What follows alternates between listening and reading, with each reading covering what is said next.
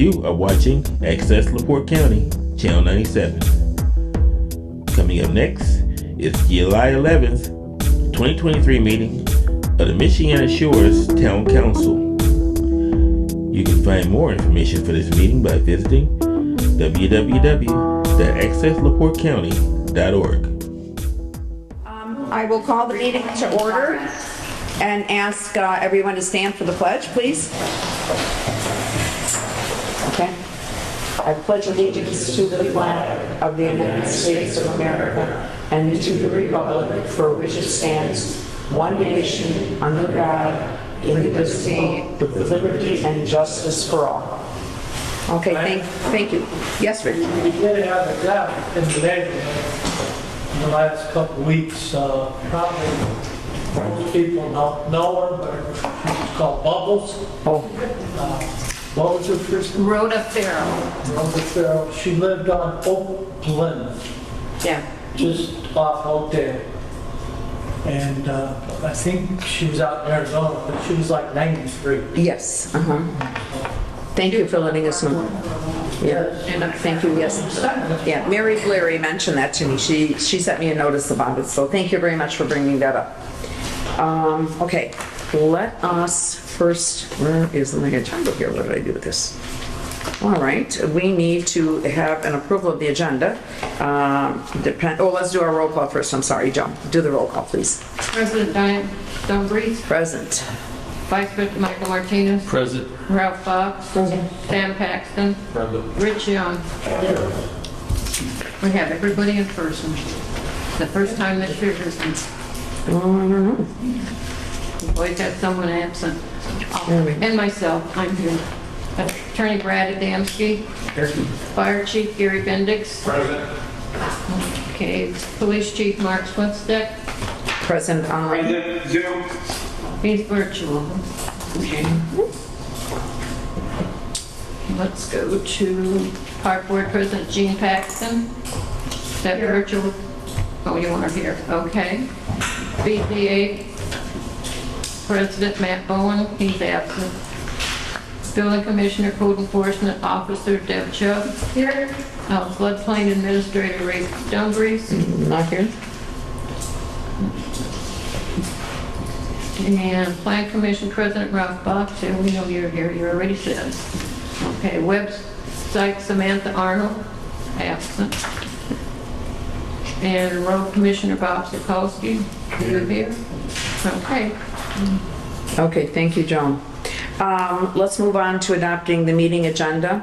I sent out the last one, it was a little bit after 4 o'clock today, which is the edited meeting agenda, and I yet still need to add 2 items to this agenda. And those would be that we need to pass, and I'm glad that Shem Khalil from Global Engineering called me for the meeting, and he reminded me that we needed to pass a resolution appointing me to be able to sign the contract with the bidding contractor, that wins the our approval. So I will need to have a resolution for that, and Brad Adamski has told me, our attorney has said that we can vote on it today, and then we'll put the meeting and put together the actual words on a piece of paper, later on. So we need to add that. It'll be a resolution, so that would be B. Okay, resolution, yes. Would be B. Well, I have resolution on ordinances. It would be 6B, I'm sorry. Yeah, resolution What's 6A? is a resolution to adopt LaPorte County Multi-Hazard Mitigation Plan. Here I have this edition, Joan, if you need this. I've got a paper one for you. Okay, there we go. Does Rich need a newer edition of the agenda? He probably does. Okay, please pass that to Rich. Does Okay. not have the Yeah, original. okay. Okay. Because my computer was down, I couldn't get your Right, email. okay. So that would be 6B, the resolution to sign. And in addition, we're going to need to do an appropriation of additional funds for the Community Crossings Grant because of the overage with regards to, the bids that we have received, for the work to be done. So Brad, I'm just not sure where that should be placed. If that would also be under resolutions and ordinances, or would that come underneath our reports committees? That would have to come to reports and committees because an additional appropriation takes Okay. specific noticing to do that, so you wouldn't be able to do that tonight and discuss it. Okay, That would have to be adopted if you need an additional appropriation. okay, At a future meeting. okay, So, and again, Joan will check, you may not need the additional appropriation. Okay. You have the funds available. Right. You may need to just reallocate within your funds, your Okay. existing funds. okay, Make sure that- very good. Okay, now, and how do we report that then to, or do we need to report it to the engineering firm that's handling this? I think confirming whether you have the money available in your budget. Should be enough? Is that's the first step, so they know if you Okay. need to take an additional step for the additional appropriation. Okay, Right, that's what we've done before when we've had a grant. We had to say we had enough money in order to cover our part of it. They didn't ask us where it was coming from, they just wanted, okay. we had. All right, thank you. Okay, good. So I have added those 2 items to the agenda. Now, is there anything else the other council members thought needed to be added, or are we good? No. From this last one? Okay, thank you. So then, in that case, I need a motion to approve the meeting agenda with the 2 corrections that were made. Make a motion to approve with the adjusted agenda items. Okay, I need a second? I'll second. Okay. Michael Martinez has moved, Royal Fox has seconded to approve the meeting agenda as amended. There we go. Thank you. All in favor, please indicate by saying aye. Aye. Aye? Okay, all ayes. Thank you very much. And now we can move on to approving the meeting minutes of the June 13th, 2023 meeting. Are there any questions or comments about the minutes? I would like to note that I was late for the meeting.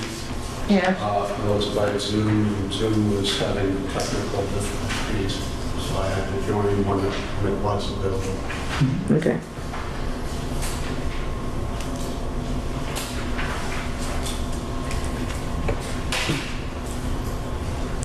Any other comments from anyone? Any questions or anything? No. you know what time you were available? I was available right, I had been trying to call. Yeah, probably When took did you get in though? 15, 20 minutes. Yeah, it took a while.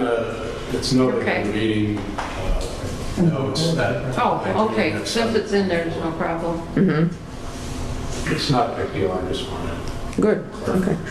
All right, good, thank you. Any questions from you, Rich, on the minutes? Nope. Okay, so if there are no questions and concerns about the minutes, then I will ask for a motion to approve. I'll make that motion. All right, Ralph has made a motion, I need a second. I'll second Martinez. Michael Martinez has seconded. All in favor indicate by saying aye. Aye. Aye, thank you, 5 ayes.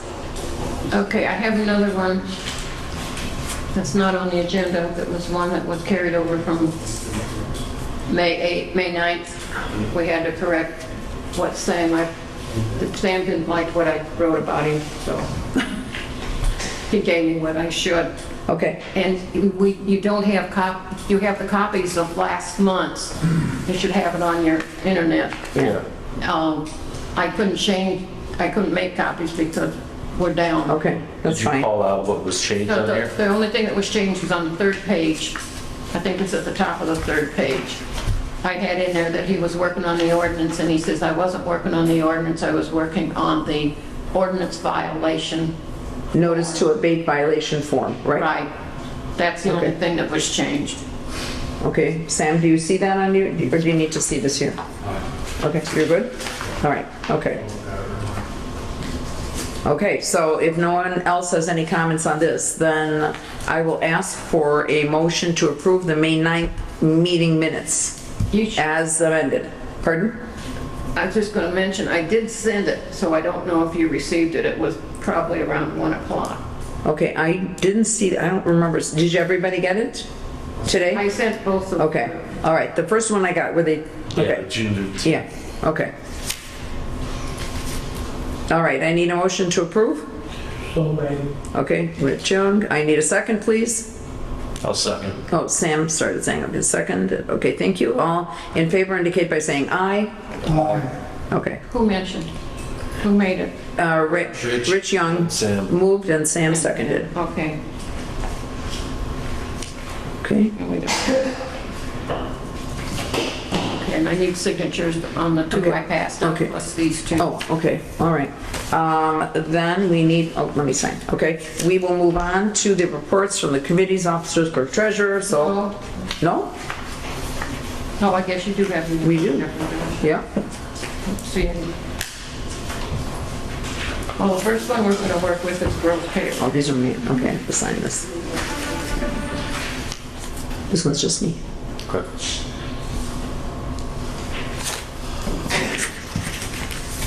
Okay.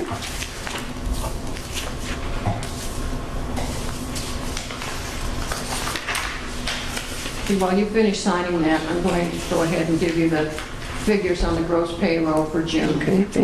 $26,321.80. That's the quarterly plus the monthly. Okay.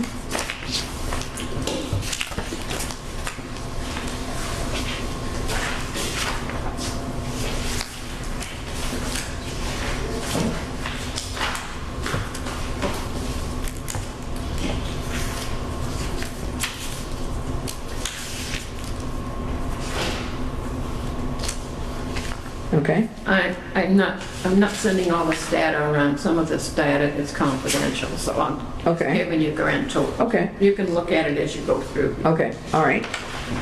So, does anybody have any kind of questions? You know, on the payroll and all this? No? Okay, Let's just go through it real quick. yeah, okay. So everybody's got a copy to look at. Okay, good.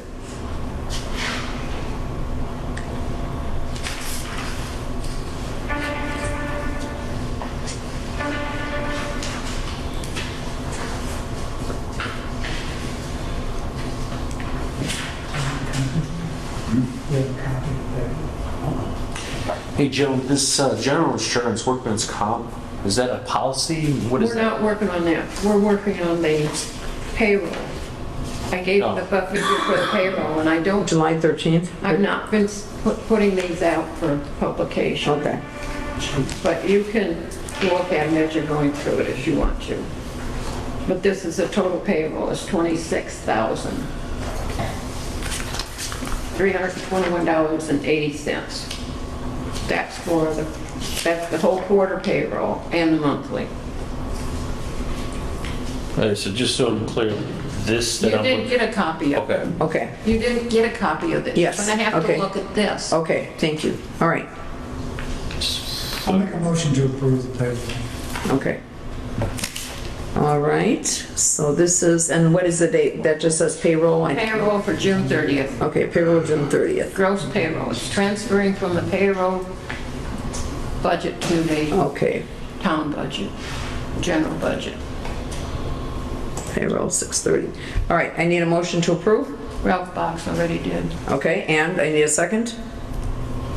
Maybe you should circulate it around so that... Oh, before we actually vote? Okay, I fine. wasn't gonna vote on it. Okay, very good.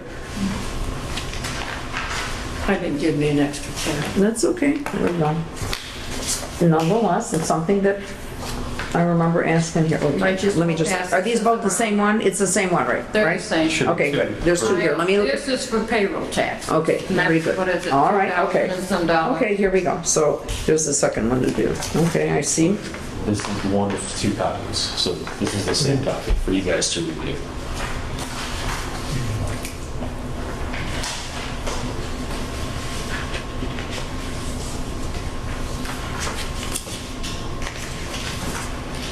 Okay.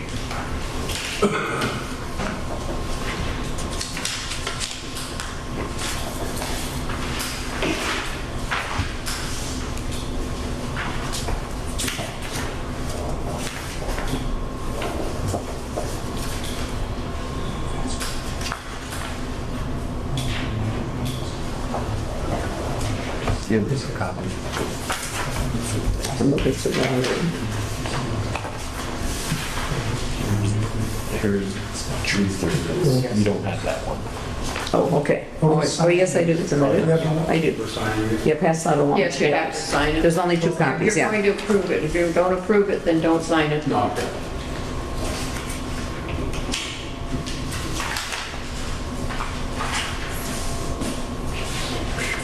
Okay. Okay, very good. Okay, you got a copy of that one? Okay, good. All right. Yeah, there were just two. All right, I'm going to hold on to this before we sign it. You have to vote on it. Any questions? Yes, I So understand. I did make a motion to approve. Yes, do I have a second? Okay, Sam Paxton, Ralph Box moved, Sam Paxton seconded. All in favor indicate by saying aye. Aye. Aye. Okay, 5 ayes.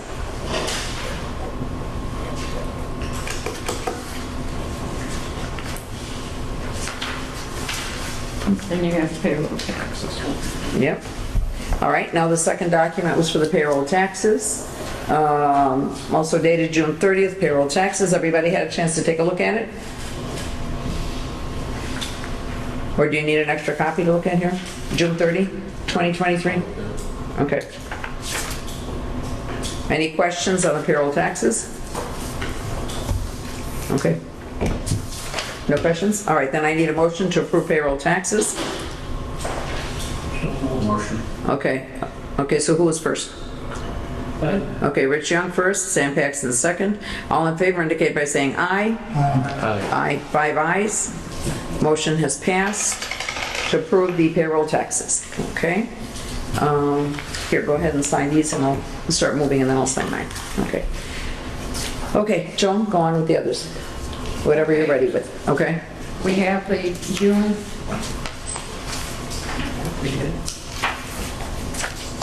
30th additional appropriations. It's going to be the first one. These are leftovers from the June meeting minutes. Internal Revenue Service, $9.03 for employer FICA. Chase Card Services for AIM, $150. That's for the webinar that they want us to attend. Lowe's Business, Clear Sealer for the wooden Sign? maps, yeah, wooden map that was put up. That was $108.26. And a string trimmer that Bob said we desperately needed for $303.93. AT&T Mobility, $94.62. AT&T for the phone. This is for phone and internet, $79.53. Chase Card Services. These are all Microsoft, I guess you call them programs that we're using. One is for $4, one's $9, and one is $12. And also Adobe, our monthly services for Adobe is $21.39.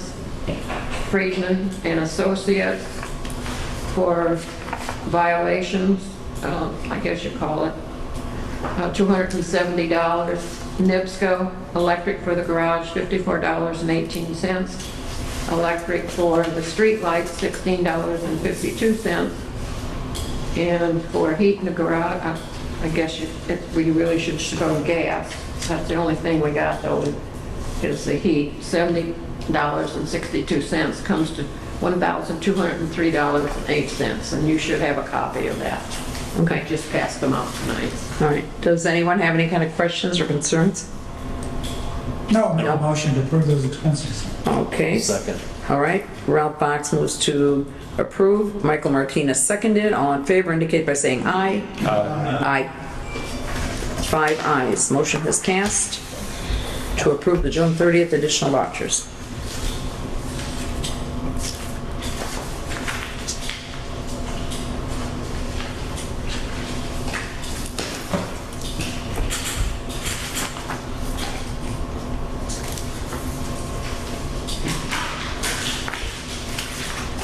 Okay, so you have the next. Yeah, I'll give you the next one. Okay.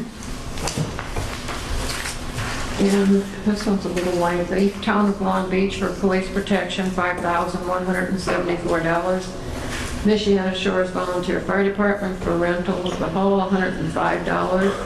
Office Depot, miscellaneous office supplies, then paper and labels, $25.82.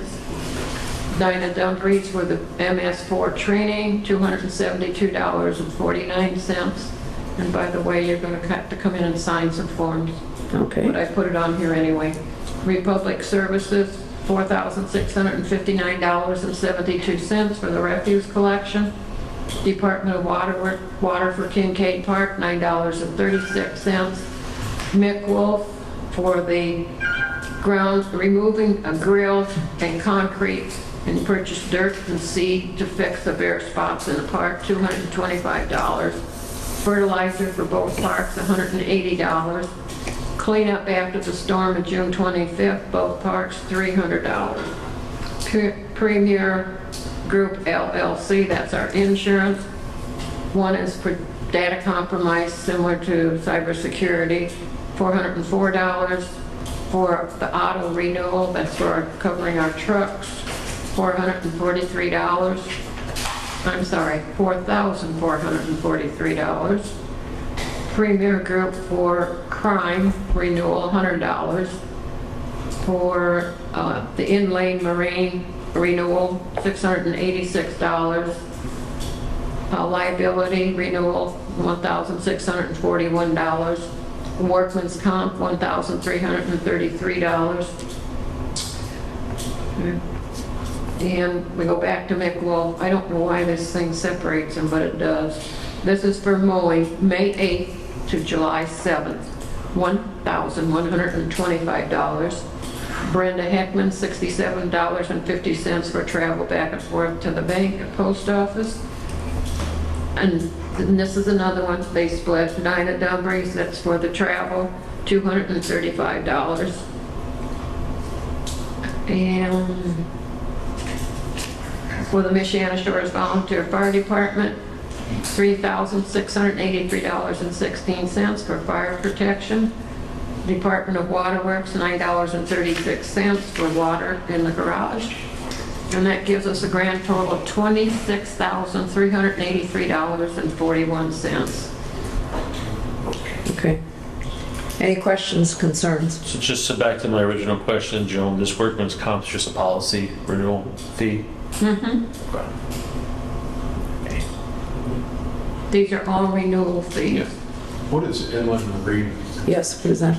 cover? You know, right now I can't tell you. I don't remember what it was. It handles like stuff around, like shovels and snow plows, stuff like that, the odd stuff on the truck. All the odd stuff out Oh. there. Okay, thank you. Mainly the equipment, right? Okay, Anything like the auto insurance policy would Could cover. okay. Yeah, that's true. They do have that in a lot of policies. All right, thank you. Okay, any more questions, comments, concerns? If not, then I need a motion to approve the July 13th, 2023 vouchers. Motion. Okay, Sam Paxton moved. I need a second. Okay, Rich Young seconds. All in favor indicate by saying aye. All aye. All ayes, so the motion has been approved to pay these vouchers. Thank you. Okay, thank you. Okay, Joan, is that it for your section of the financials now? Looks like it. Okay, so this is where I will bring up officially the confirming that we would have enough money to cover the additional, what's that email of mine? For the paving, that's because of the overage on the bids. $33,807.66 additional costs that the town must allocate in order to actually award the bid. I sent out the information to all council members, and Shem was happy to talk about it. If anybody needed it, we could even reach him by phone should we need him today. But if it was all clear, then this is what we need to do. So, Joan, can you give us any clarity on that yet, right now? You have 33,000? It says $33,807.66. There may be money available through the riverboat, and what was the other one I said? Tower? Left over? Tower. There's a little bit of money left over in the tower, Okay. but we have to do either a transfer or additional appropriations, and I can check on that later. Okay, all right. Thank you. But in other words, we have no problem, it looks like that we will have no problem with being able to take care of this additional sum of money for the paving, you know, and for the bids. I'm sorry. Well, Brad? What? Right. So the first step is just make sure you have enough money to be able to vote on the contract. So you're kind of voting on the whole thing. The question is going to become whether you have simple money that you can move around with a transfer, which Joan can do internally, or whether you have to do an additional appropriation, which would be set at a different meeting. The funds are there. It's just a matter of where the funds are. Okay. She confirmed the funds are available, so you have enough money to pay for the contract. You can award the contract. And then Okay. you need the resolution so that the president can sign the contract. Okay. But there was no money in the budget Right. last year when we did the budget. That's why we have. Specific. Okay, okay, all right. So at this point, we already know we have enough money, but we will just find out if we have to actually do the appropriation, if we have to move from accounts. So we'll take care of that at the next meeting, but we have already been, you know, it's been confirmed that we have the funds to work with. The resolution, yes, I have a couple of questions. please, go ahead. So we're short 32,000? 33. 33. It's going to be about what, she's got the total on there of what we. Yes, here it is. Does that cover enlarging these streets? Because from what you told me, we have to bring the streets up to a code. There, at each street, there was a breakdown. I don't know, Joan, did you ever have a chance to print out that information? That was long ago, you know, when we put those together. I think You know, got last some of spring. that last month, Rich, in your Yeah. packet. Yeah. For the streets that aren't 18 feet wide, which I think is the standard, this includes making them 18 feet wide. So it's covered. Yes, everything is included in this, yes, for everything that they named that needs and should be done. Because remember, first we had a PASER report done, then we had the next engineering report given, so, and parameters are set for us by the state, you know, not by us. So, you know, all of it, So if we have to widen the street, we've got it, it's been included in those bids. base down and all that, but it's all covered? Yes, yes, all of that was included under What is those. not covered, from what I understand, is any trees we got to remove? Yes, tree removal is going to be additional money, you know, because we have to do the Anybody trees. looked into that? Yes, How many trees we talking? No trees, just mostly just stuff that's overhanging. yeah. No trees? That's- Yes, because Bob, our road commissioner, went out one day together with a tree service who had just given an estimate to Long Beach, and they're doing the same thing. So he was very well aware of how, you know, far away the trees should be, you know, the height of the trees and so forth, so, you know, and that came out, you said it was gonna be about, Maybe $2,500. okay, about $2,500 to take care of the trees. So that's in addition, that's a different expense for us, okay? Do we have a list of these streets yet? I think of the streets, Yeah. the streets that were listed, You got it in some of Yeah. that packet I gave you. I Yeah. know I gave it to you. Today? I don't know if it was the day, it was last month because it was, you received, were you at the bid opening, Rich? No, that's right, you weren't able to be at the bid opening. So yeah, there is a list that was made up earlier already in the spring that was approved by the state for us to get the funds. You know, the streets were listed. We have Birchwood, we have Hiawatha, we have, I think, part of Pontchartrain. I don't remember what, but there were like 6 divisions, correct me if I'm wrong, 6 or 7 divisions, meaning sections that were going to be worked on. No, it couldn't be there. That's right, yeah, remember, yeah, that you told me, that's right. Sorry. Yes, For the record, what is our split in this? we pay 25%. So what is the money split? Oh, For the record, for the record, let me see, we figured it out. 300, yeah, we did. I don't have that document in front of me. It is over, a little bit over 300,000, that's gonna be ours. 110,750. I mean, not ours, it's gonna be theirs, that's right, 110. 110,750. Pretty juicy. Yes, but we do have the money, and that's the only way we're gonna get these streets paid. So that's, we applied for these, and this is what we were given, and we already went in to the request knowing how much money we had set aside to be able to pave streets. So that is for, at least for this year. Thank you. I Okay. thought they were going to be here tonight. No, I guess he doesn't need to be as long as we are, because it was only the Okay. engineer. Well, that's why I from didn't that. print out everything. That's fine. We don't need the rest of it, because the rest of it, everybody, all of the council members received the email. I forwarded the same one you and I received to everyone else, so they all have the document. Okay, so now, we know we've confirmed the money, so now we're gonna step into the next item. The resolution for me to sign will be under resolutions and ordinances. I'm not gonna do that now. You don't have to vote on this? You don't Brad? have to vote on this? If you're Money. awarding the contract. We will award well, that's true, we have to, that's right, we have to award the contract with, but is that under this? It is underneath the reports, because this is where we do the finances. Thank you very much, okay? So, council members, do you have any other questions with regards to, the monies that we are going to be paying from our side, and, the agreement we're going to strike with a contractor to do the paving with the money that we are receiving from the Community Crossings Grant Program? Okay, no other questions? Okay, according to this, Reith Riley, if you read through this, and just for the public to hear, Reith Riley and Milestone are two companies that submitted bids. They were opened up for bids, and there were more companies invited, but these two actually submitted bids that were due on July 6, 2023. They were opened that date at 2 p.m. in the afternoon. Reith Riley is the apparent low bidder with an award total of $476,807.66. There is a tabulation of all the various different sums here. Division 1, which is Hiawatha from Powhatan to Pontiac, $137,905. Hiawatha from Old Portal to Pokagon, $47,904.60.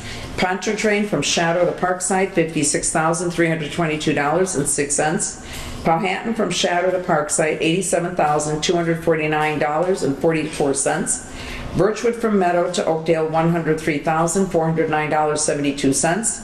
And Birchwood from Oakdale to Old Portal, $44,016.16. Again, I will just reiterate that the streets are listed in order of an assessment that's done by engineering firms to determine which streets should be addressed sooner rather than later on in the plan, of paving our streets. And I believe that what we should do is we have to update our Pazer plan again this year, and that we should try to apply again, see what we can get for next year. So to see if we can keep moving forward and moving on to other streets that need to be paved. And we'll determine that now as we go on. No determinations made today, but that is something that we could work on going forward. So, okay, so. Do I have a motion to approve the bid that was presented to us by Reith Riley for the paving of the streets with the Community Crossings Matching Grant Program funds? I would just like to point out, Okay. you did read through each of the division costs for Reith Riley, but to point out to the general public, their bid was lower overall, and it was lower on each of the divisions. I don't know if you want to give the other amount of the bid, but just wanted to clarify. Oh, okay.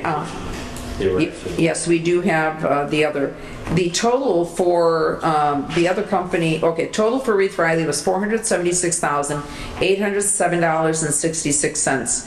The total for Milestone was $578,810.16. For the same work, exactly the same process, the same work, the same streets. So this bid came in at $102,000 under, the more expensive one, so we've gone with Reith Riley. Thank you.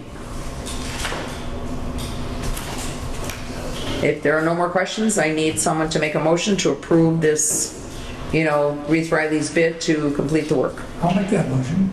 All right.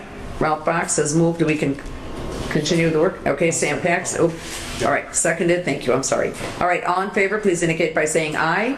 Aye. Okay, 5 ayes. The quiet person that seconded. Sam seconded. Sam did. Yes. Thank you. Okay. Thank you very much. Okay. Do we want to mention that Milestone was the old Walsh and Kelly? Oh, we can, okay. If So- people know. All right, so- Contractors around here, Walsh and Kelly. Okay, so for those who don't know, Milestone was once Walsh Kelly.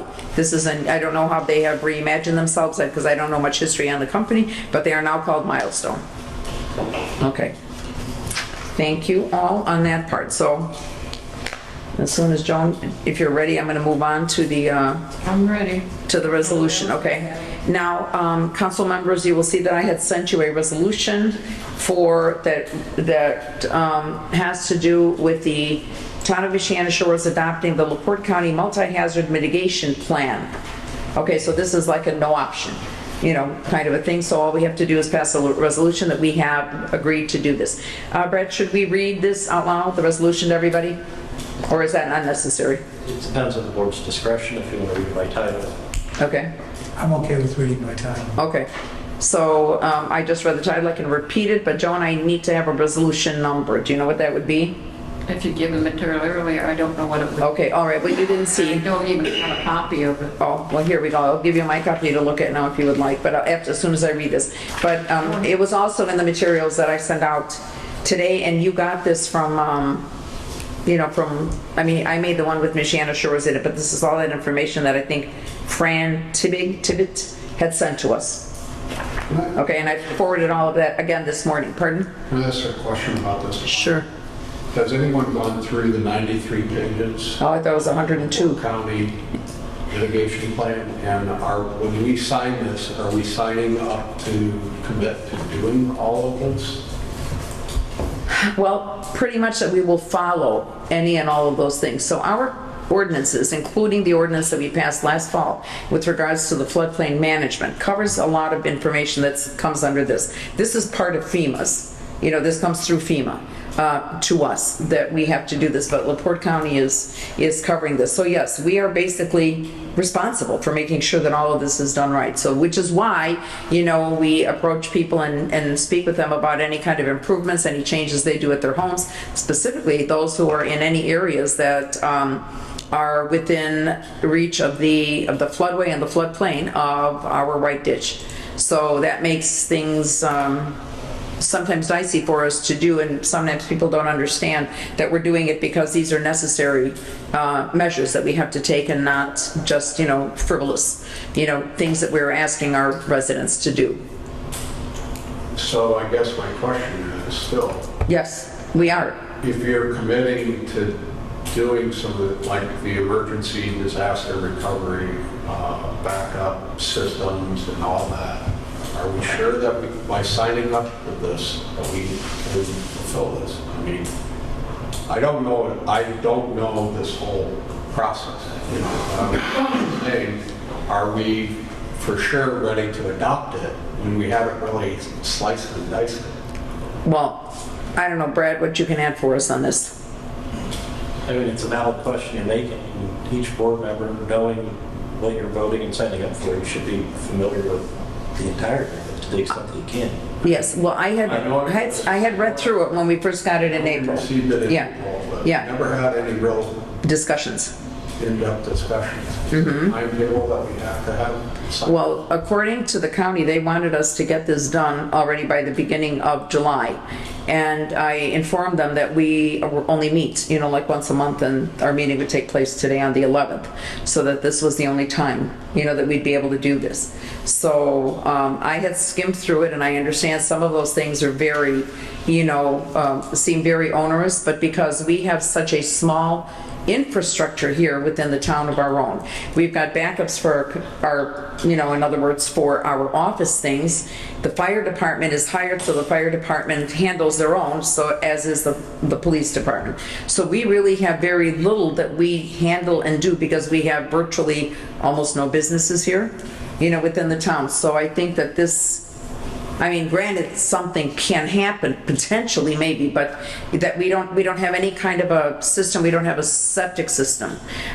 We are only now getting into the stormwater, the drainage, with regards to the MS4, that we have to do. So even that is and that will have requirements that we have to take care of and make sure that our residents understand and have to follow. Things that deal with draining swimming pools, things that have to do with spilling oil that was maybe, for instance, under their cars, they decided they'll just put it on the soil somewhere. So we do have to be responsible for all of these and educate the town basically on what's going on. But after I read through it, I know there's an awful lot of stuff that sounds heavy, but I personally don't think that our town has that kind of stuff to be concerned about, that we don't have all of that.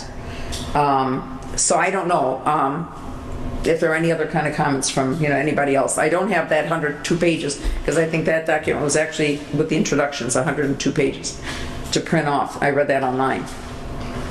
Did you have any questions, Michael, or comments on that? If we were to hold off for a month, do our homework, come back with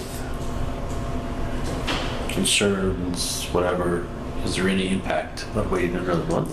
I don't know what to say. I really honestly don't know what to say on that. They asked us to make sure that we get this taken care of, and that's, as far as I know, this from Fran Tibbetts, the information I got. What would you suggest that we do, Brad? Well, I mean, I think you need confirmation. I'm trying to open up the final attachment here. It's dragging slowly, but unless the county gave you a deadline to adopt this, or a requirement to do whatever reporting they're needing to do, if the board wants to wait another month to review this, I think that could be advisable. Now, if it turns out that the county needs this resolution adopted by maybe the end of July, then maybe you need to act quicker on that. Okay. Now, I'm looking at the resolution now, and all I see is that it came out in April 2023. There's no due date on here. No, not on that. And then there is something written down that they presented to us that we can, what does it say over here? That while the content related to LaPorte County may require revisions to meet plan approval requirements, changes occurring after adoption will not require LaPorte County to readopt any further iterations of the plan. So I'm not sure how that impacts us as the town then. That last phrase on this document. Do you need to see a paper copy of that, Brad? No. Okay. I'm with these guys, I think we should continue it, even if they get mad at us. Okay. I Okay. did not have a chance to go back and look at it. I think I looked at it originally, but remember Okay. the details. All right. As long as the expectation is that we all look at it and bring something to the table. Okay. I won't argue with that. I'll take a look and see what email she sent and read the email I got from their office. If that gives us anything today, because there was, some exchange taking place. Here we go.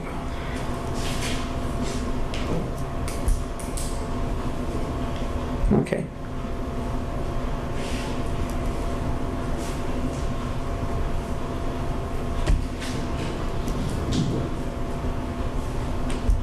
All right, I will just read out the last, let's see, this is the last email and see what she sent.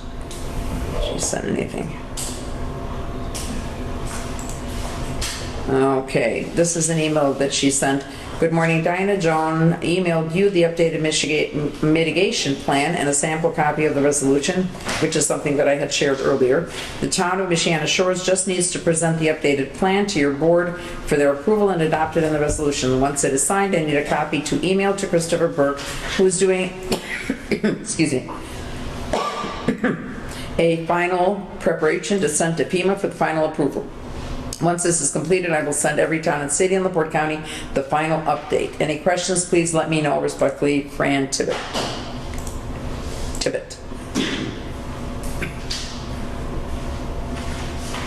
There's nothing in there that says his deadline is to submit it to you. No, it was only in conversations, in some conversation that was early. I'm looking for more to see if there's anything. He wants to get it done, we check it off the list. Yes. Okay. So we good until next meeting? Well, Brad suggests that we hold on and wait then, so Okay. if we don't pass it, we don't pass it. Okay. I'd say that with only the caution that if you do end up hearing back from the county that it needs to be submitted by the end of July, then the board would need to take quick action to... Understood. Okay, then we have an emergency public meeting at that time, right? To do something. Okay. That's fine. All right.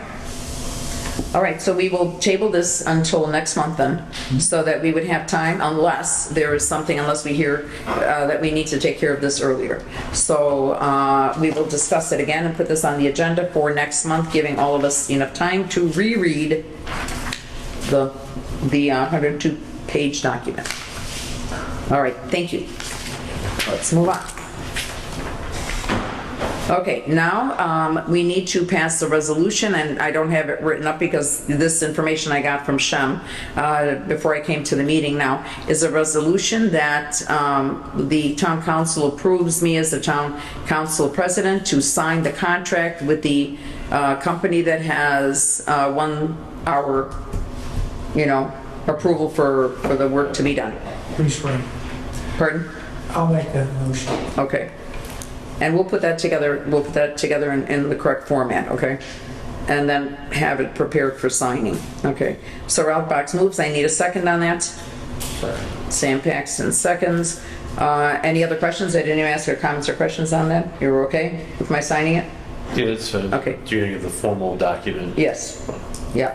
Okay, all in favor indicate by saying aye. Aye. Aye. Thank you. Rich, was that an aye?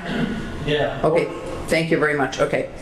All right, the motion was made and approved that I will be appointed to sign the contract with the winning bidder, Reith Riley. Okay, thank you very much. Let's go on to reports at this time. Police Chief Mark Swistek. Good evening, everyone. For the month of June, the Long Beach Police Department, we responded to 294 calls for service when compared to 252 in the previous year, for an increase of 42 calls for service. During the month of June, 17 incident reports were documented.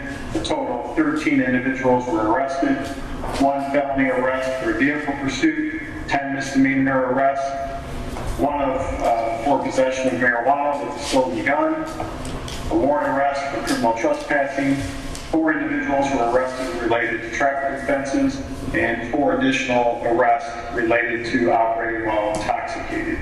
Specific to the town of Michiana Shores, on June 8th, in the 400 block of Pinewood, we had taken a theft report and/or missing jewelry report. Homeowner reports several jewelry items that were either taken or misplaced. And on June 9th, Deputy Jason Migalski responded to the 3800 block of Hiawatha Drive in reference to damage of a mailbox.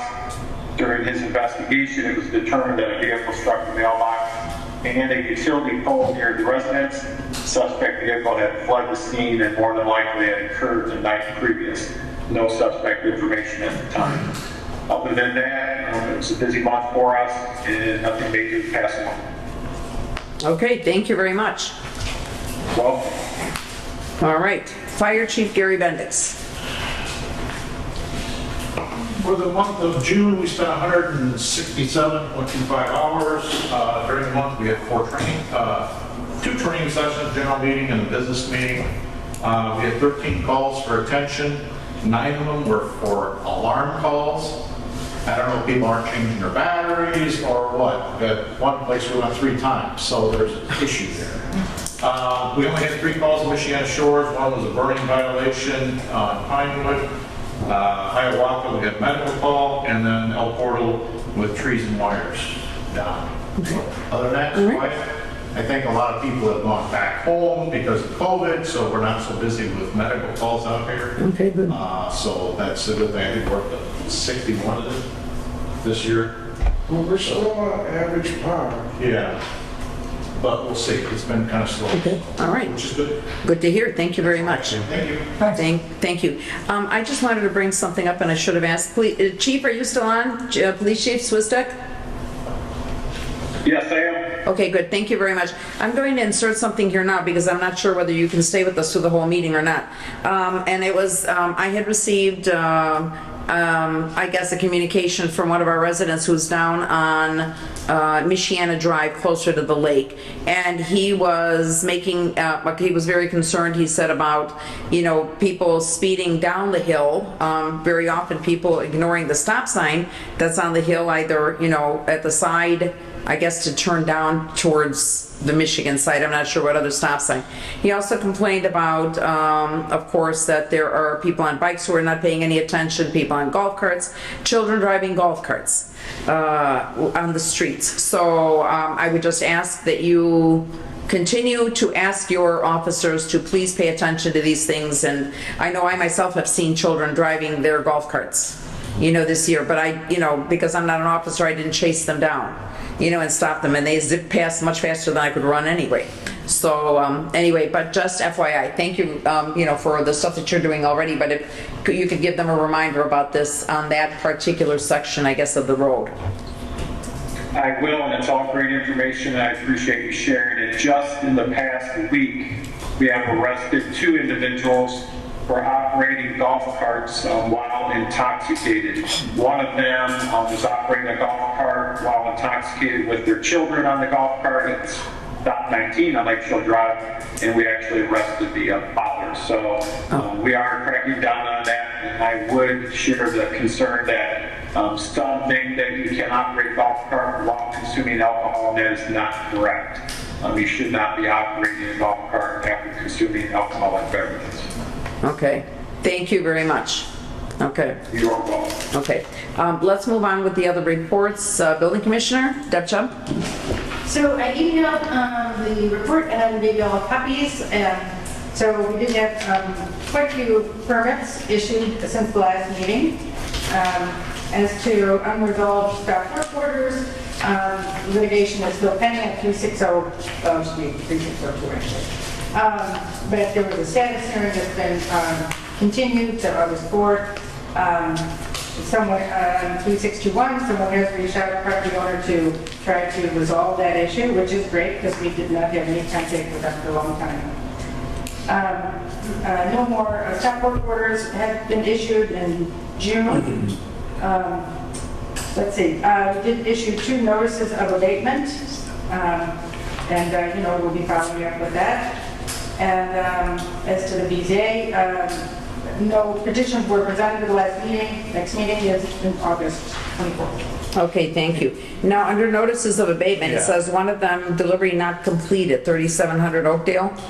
Yeah, so, I tried 2 different addresses for that recipient, and they still did not, one, they wouldn't claim it, and so it says it's coming back. And then the other one is that it's still trying to deliver. Okay, all right. Is that possible something that we could have the police department, the chief's staff deliver? Well, I think I'm not sure how it's done in Indiana. I know in Illinois, the sheriff's departments handle those, but Brad might be able to help us out. You can try personal service on that, but all they're going to do is leave it at the property. So you're trying to mail it. And I don't know, we've had issued 2 recently with some certified mailings going out that haven't updated since like middle of June. So I don't know if there's something going on with the postal So you service. mean the tracking system isn't updating? Right. So, and that's possible that it has been updated, but it doesn't tell me that. Right. So, All it says is the last action. right. But Deb, you said in this case, somebody didn't accept it. I mean, they made contact. 402, yes, that was delivered, yes. And so, Oh, No, you, on 37 Oakdale, you said you tried 2 addresses. Yes. oh, yeah, I tried 2 addresses. So one of them said, which is another house here that person owns, they left a slip saying, come to the post office and pick up your certified mail, and they didn't. So, so that one, will be coming back. And the other one has not been yet delivered. Okay. All right, thank you very much. Any other questions from anyone? Okay, thank you very much. Okay, let us move on. The park board. Our last meeting was June 26th. We discussed possible additions to Leeds Park, including some new play equipment and some new seats for the swings. We decided to present the purchase of a volleyball net to the following Booster Club meeting for funding. The Booster Club membership voted to furnish a net for a budget not exceeding $800. Installation would be provided by volunteers, mainly Skip Mofo and Steve Fetzer. We also discussed adding a water faucet to Kincaid Park by the existing water fountain to enable watering of plants. We're getting bids for this to present at our next meeting. We decided to postpone Nick's work on removing the railroad ties in Kincaid until after Labor Day because it's going to be kind of messy. We are still working on the conservancy project delegated to us by the town council. Our next meeting is July 31st. It's on the 5th Monday instead of the 4th, and the Booster Club meeting will follow. And just for the town council's information, I wanted to make sure that you knew our terms, that I took Brenda Heckman's term ending in 2026. Kevin Shun took Sonia Lancioni's term ending in 2025. Skip Modfo's term ends in 2024, and Dolly's term ends at the end of this year. So I would suggest that Dolly be contacted sometime this year to see if she wants to have that seat again, and if not, Okay. have someone else, take that. Okay, thank you very much. If you could put this together on a piece of paper, that would be very good too, and then submit to me, so then we'll have this list as well for a record, and I'll share it with the clerk treasurer. Okay? I'm pretty sure I got this from the clerk treasurer. so Okay, I can- all right, well, just to make sure okay, thank you very much. Thank you. Okay, Bob Slokowski, Road Commissioner, please. For the month of June, we spent 25 hours, a couple trees down, potholes, and mowing. There's 2 dead trees that need to have some attention at the, almost at the dead end of Sunset Trail. I'm waiting on prices on getting them removed. Funds very large. I also today sent an email to the council for some equipment that I would request for the next year's budget. Okay. One of them is, it's called a flail mower, a boom flail mower. I don't know if you've seen Michigan City and the county's tractor, but they can go up 15 feet in the air and go down and trim all the roadways back. And it also cuts grass. That's a pretty expensive item. I'm waiting on prices for that. Second item is called an adder grapple.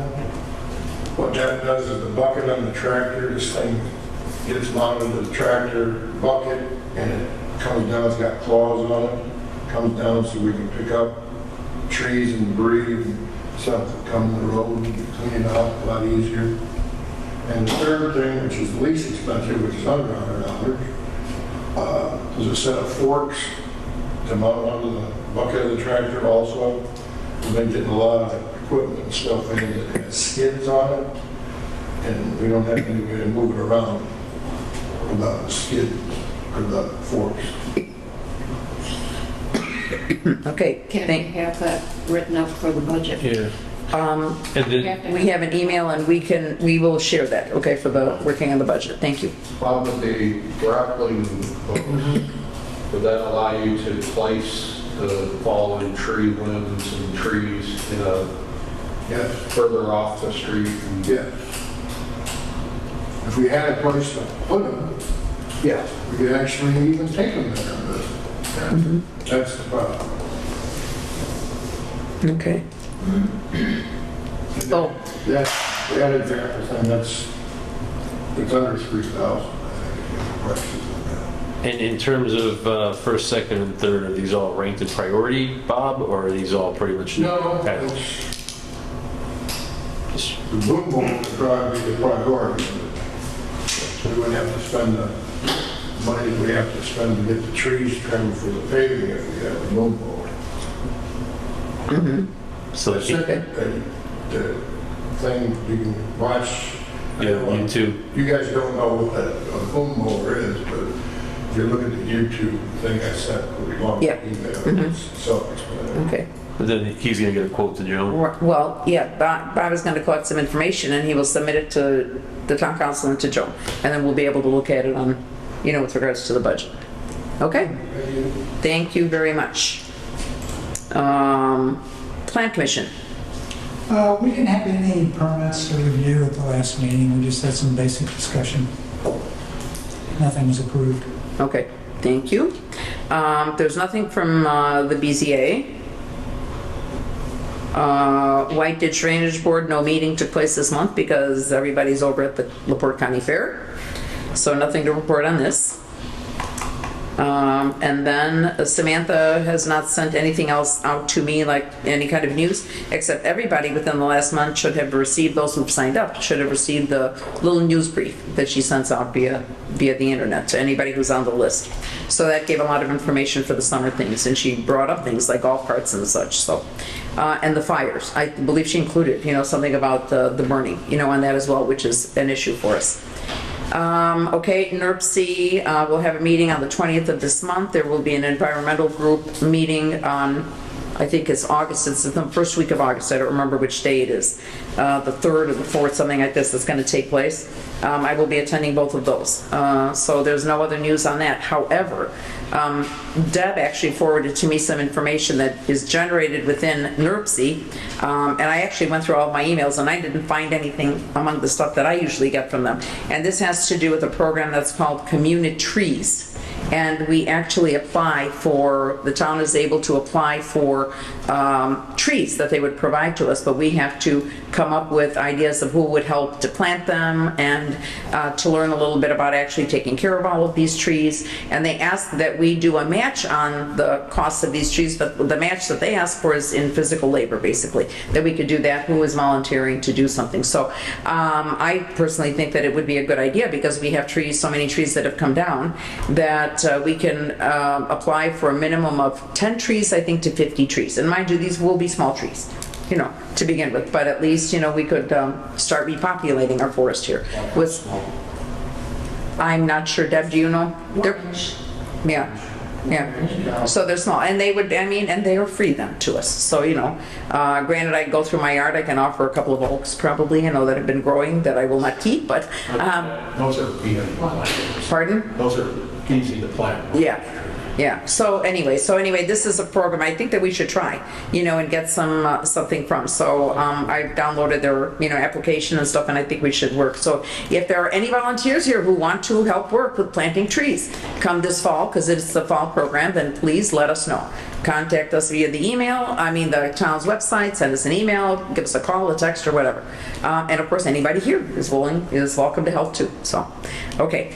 Are there any, objections from the council that we do this? Okay, cool. Thank you very much. Let us move on to the next thing. Okay, here we go. We've got some unfinished business coming forward. Okay, enforcing the nuisance ordinances. We already know that someone has reacted and actually mowed the lawn on El Porto, but we still have one out. Any other kind of things you can tell us? They were never given a notice. No, not a notice. That's right. Yeah. Of the two, according to Deb, the one has signed for the certified letter. Yeah. There's been no noticeable action on it. The 30-day date will be July 15th coming up. Mm-hmm. And then we'll have to address it at that point. Okay. In terms of the ordinance. Okay. It would be in our rights to then start levying fines. Okay. Now, is the levying of the fines something we need to approve as a council, or can we go ahead with what's in the ordinance? It's in the ordinance. Okay. All right. Excellent. Okay. So I think we need each case we need to determine what that fine would be. It's up to okay. Mm-hmm. So we don't want it to get to that point, but it appears like it's heading that way. The other homeowner, I believe, should be served because we want to get some action on that. And I believe if we have to invoke the use of the police force, I would like to try to do that. I don't know if the other council members feel like that, but I think that if we're going to try to get something done out of this, we need to have them receive the notice to abate Yeah. by whatever means possible.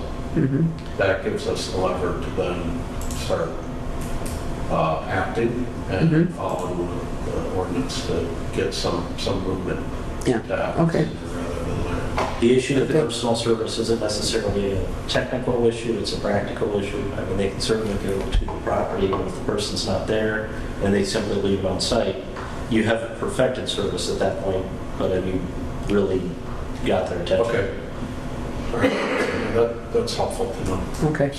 All right. Thank you. Any other comments on No, just to clarify, I know last month, Sam, we were kind of like, hey, let's notify those two properties that are on Portal. Those are the ones we're talking about, right?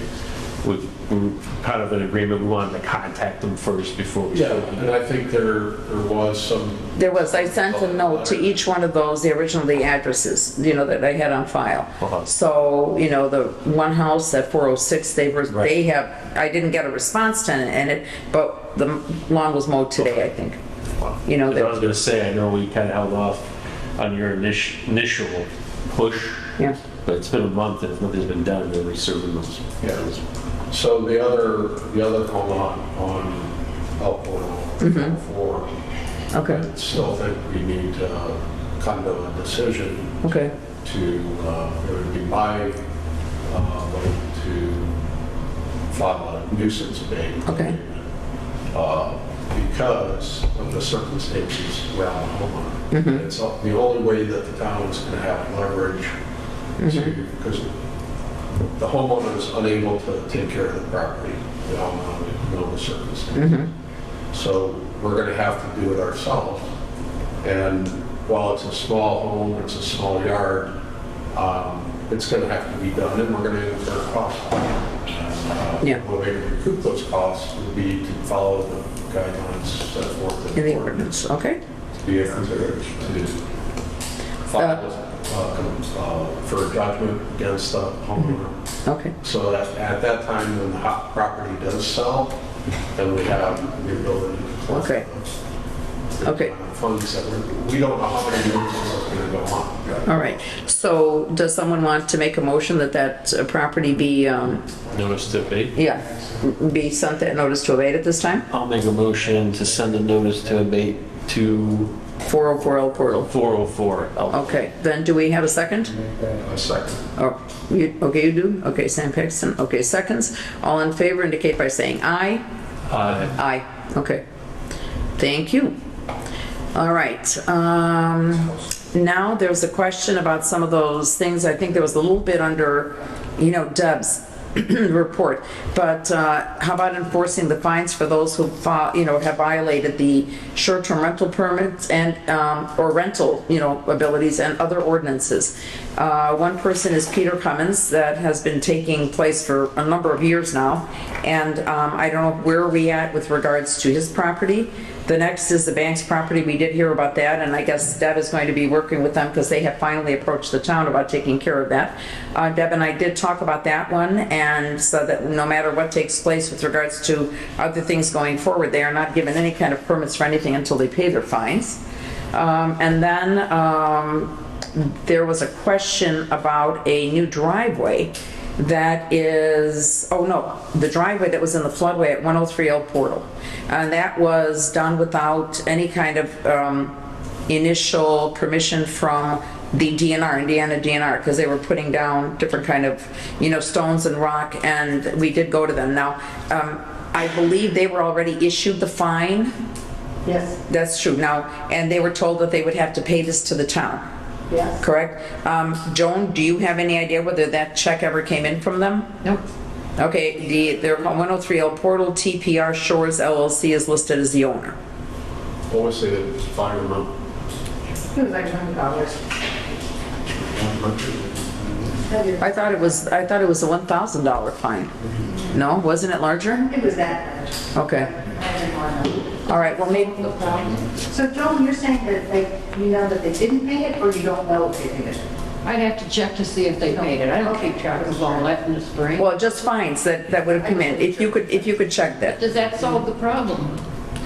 If they overbuilt to the ditch, No, I'm sorry, Joan, excuse me. They didn't overbuild. They have already, the driveway was installed. They were told to cease and stop work. However, the contractor that was there did not stop, even though I believe you went there a couple times. So maybe the fine was larger because this was a stop work order that you had issued to them. Right. And yes, and then in the meantime, then after the fact, the owner or the contractor, I don't know who went, to get permission from the DNR, figuring that they would solve their problem that way. But there has been no final response. We never said that it's okay now that you got it or anything. Right, so they did finally file for a permit from DNR. DNR said, yes, you can replace what you have. But unfortunately, they didn't do that, they expanded. Yes, they made it larger. Yeah. So that's kind of where it lies. So we need to follow up with them on it. But Joan, if you could please, maybe in the next week or so, if you could check and see in the, any monies that came in, whether you received anything from TPR Shores LLC for 103 El Portal.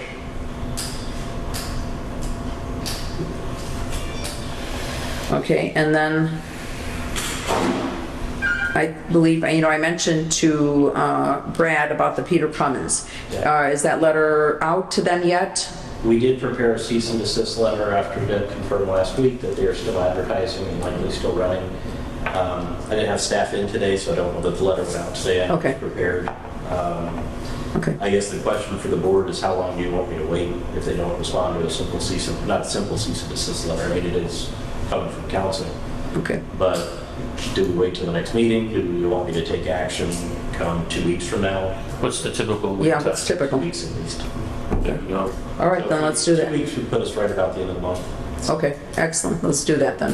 If you see any activity, I'd say after probably after Thursday or Friday, just confirm with me that they're still advertising. Okay. Okay. Is that 3843 Birchwood? Yeah, There's activity there every day. that's 30, which one? What is it? What is Cummins? 3843, isn't that the one that's by Meadow Rose? Well, that's Cummins. Oh, that is Cummins. Okay, excellent. Okay. All right, thank you. Okay. All right, so that finishes those enforcing of the fines questions. Unless you have more questions, about anything else that was fine? No? Okay, then the next thing are the sewer line questions. I did present a little bit of, Brad and I did a little chat on it, and I would like to get some more information out about this. I received a call from, an email that is, from another resident here in town who would be very interested in hooking up on that sewer line, and they saw that work was already beginning to take place at the parent household, the ones who had received our approval a couple months ago now. So I reached out to Jim Meyer. He had been in communication already with the sanitary district as parents were moving through everything. And they're aware of the issue with this, basically with Kowski not having, or Stulowitz never having dedicated, or at least no record of dedication to the town. Michigan City Council expressed an interest in receiving the donation or the ownership of the sewer district, the sewer line to the sewer district. So the question now is how do we get from point A to point B? And if the town is fine with Michigan City or the sanitary district taking over that line, if it was never dedicated to you, it's not yours to dedicate, but it still needs to then go back to Stulowitz to make the dedication. So I have no problem facilitating that, since obviously that was the original plan when the memorandum of understanding was agreed to many years ago. I just want to make sure that that's the board's direction. And if you guys are fine with, I would advise that that's probably the best scenario, is Michigan City takes ownership and responsibility for it. That would alleviate any financial responsibility for a line problem that we'd have Yes. to repair. Or collecting bills, assessing bills. Yeah. I think that that's a great idea, to do That's that. what I wanted all along. Yes. It's the right. Okay, I think that that's what we should do is, work towards getting Michigan City to take that sewer line under their own wing rather than our having to do anything. And like I said, Meyer acknowledged that the council gave indication that they were willing to do that. Yes. So by all indications, it seems like everybody wants to do the same thing. It's just a matter of putting it in the paper. Okay, so perhaps we need to, right now, either pass, would it be a resolution, a decision, something like this, or is our little voice vote here enough for us to move? I think a formal motion would help, that way I don't have to come back to the board for it. Okay. Basically just a motion directing council to assist with the transfer from the original property owner to Michigan City Sanitary District. Okay, I'll make that motion. all right. I'll second. All right, so we have Ralph Box making the motion, Rich Young seconding the motion. All in favor indicate by saying aye. Aye, good, 5 I have ayes. a hypothetical question for you. Okay, So in the next few years, I think originally they said an additional 7 people could hook up to this line. I don't know why it was 7 people. It could be the size of the line, the feed, whatever, right? But what if Michigan City Sewer Department got a request from somebody right down the street that's not one of those 7? The 7 has been done. Can they continue to add to the sign and grow it without Into the town? No. Yes. No, because the line, remember, is still under town property. Right. Okay. So there's an agreement that you're making, essentially an easement agreement, to let them use the town property for that line. Okay, good. okay, but that means, the line wouldn't extend farther, but on that existing line, what if they wanted to add more? Right, because that, basically, your role in that right now, like what just happened with Aaron, is he pays you turn around and reimburse sewers. So if any of the other 6 or 7 property owners came and presented the same thing, that would be the same process. By abdicating ownership of the line, which you never had, other than in the memorandum of understanding, Michigan City would take over that role. And presumably they would receive the funds and then disperse them. Okay. Sounds good. The key thing I would point out then is Michigan City, in order to do that with anybody, they're going to have them sign the petition that says that should Michigan City ever seek to annex that property, those property owners won't object. So that's just part of the understanding. And at this point, they show no indication that they're annexing. Okay, all right, thank you. So we've already passed that with the 5 ayes. Okay, thank you. Okay, under new business, there were issues that had taken place with trees. Bob mentioned there were 2 of them. I got notices from several people, calling and saying like, a branch had come down on Birchwood. I know Ralph had said something about, a tree that had come down near him somewhere, right? There had been another tree somewhere on El Portal. I did not see that one myself. I probably was not home then when that one came down. But let's see. And then, so these are issues that are coming up for us with some of the trees that are getting old here in town. When property owners reach out to me to ask questions about, things that are, looking maybe that'll be dangerous and so forth, many times it's not just dangerous. They ask, well, what do we do about if we need a tree that needs to come down? So my answer to them generally is that you are responsible for taking care of vegetation that, comes to the edge of the pavement. So meaning like your lawn, your flowers, whatever it is, and I always include trees when I say this to them, so that all the vegetation there. So granted, I'm not sure how we would stand on that and whether we need some kind of a specific ordinance, what takes place basically statewide on that kind of a thing. But we do have a lot of trees here in this town, and I think we need to figure out a good way to handle taking care of the trees and or working with owners or requesting, and so forth. So I would like to open this up for some discussion here because this is a big issue. So I'm oversimplifying, I'm sure, but I see there's 2 categories. One is trees that are on clearly town property. Those we clearly are responsible for, and we should be proactive in removing those. The other ones that are, I would say, are on the right of way, but they're really on the property owner's property, not town property. And I think one of the trees that Bob was mentioning on Sunset falls in that category. One's clearly across the street, on the creek side, it's town property, it's our deal. The other one is in somebody's, basically, it's in their front yard, but it's in the easement. Are we responsible for that tree? Generally speaking, I mean, I can tell you from the county's perspective, the county would treat those as their trees, even though they're on the right of way or the easement.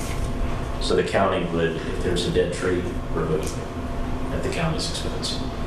I don't see why you would be any different.